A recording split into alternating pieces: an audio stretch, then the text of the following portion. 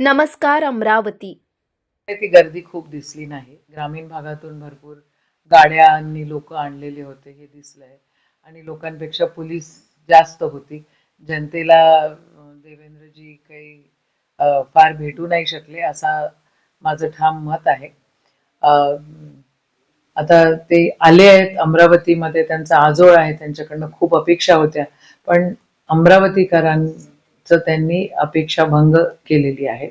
तुम्ही बघितलंय की त्यांची जे कार्यकर्ते आहेत ते किती दादागिरी करतायत आणि आपसामध्ये त्यांच्या मित्र पक्षांमध्ये किती भांडणं आहेत. या भांडणं मध्ये त्यांचा उद्देश फक्त सत्ता आणि पैसा आहे.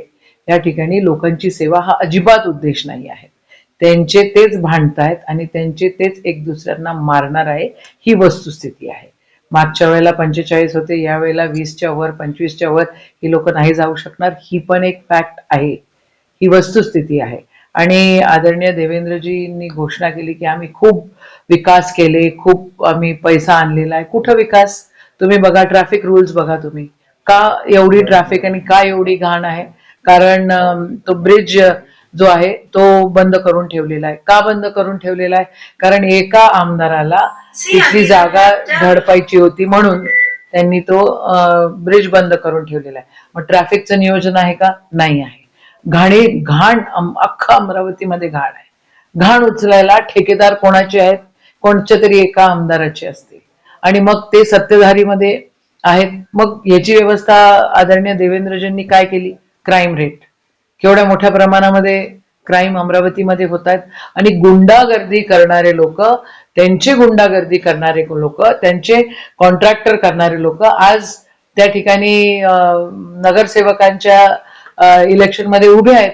म्हणजे हे कॉन्ट्रॅक्टर नगरसेवक आणि नगरसेवक मधनं परत कॉन्ट्रॅक्टर, असा हा गोंधळ आहे. हा गोंधळ निस्तरता बीजेपीला आलेला नाही. हा गोंधळ सत्ताधारी जे आमदार आहे ते राष्ट्रवादी अजित पवारांचे असो किंवा अजून अपक्ष लोक असो जे बीजेपीला सपोर्ट करतायत, त्यांचा फक्त गोंधळ आहे.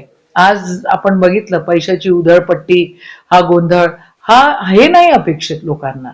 देवेंद्रजींकडनं अपेक्षित नाही. त्यांचं आजोळ आहे, त्यांनी व्यवस्थित लक्ष द्यायला पाहिजे होतं, पण त्यांनी दिलेलं नाही आहे आणि याचं उत्तर त्यांना इलेक्शन नंतर भेटणार आहे.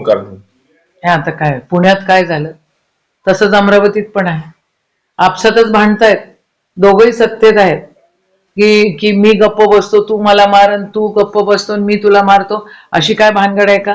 काय भानगड आहे ही काय बिलकुल समजणारी नाहीये. सगळे मित्रपक्ष एक दुसऱ्याच्या केस झिंझोट्या ओढून राहिलेले आहेत. त्यांना काय घेणं त्यांना नाही आहेत विकासाचं, कामांचं काही नाही. अमरावतीमध्ये भाजपच्या कार्यकर्त्यांचा उद्धटपणा इथे दिसला.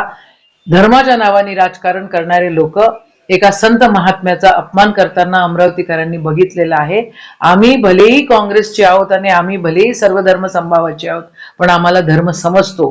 तुम्ही धर्माचं राजकारण करता पण तुम्हाला धर्म समजत नाही. यांचं वाटोळच होणार आहे सत्ताधाऱ्यांचं, हे वस्तुस्थिती आहे.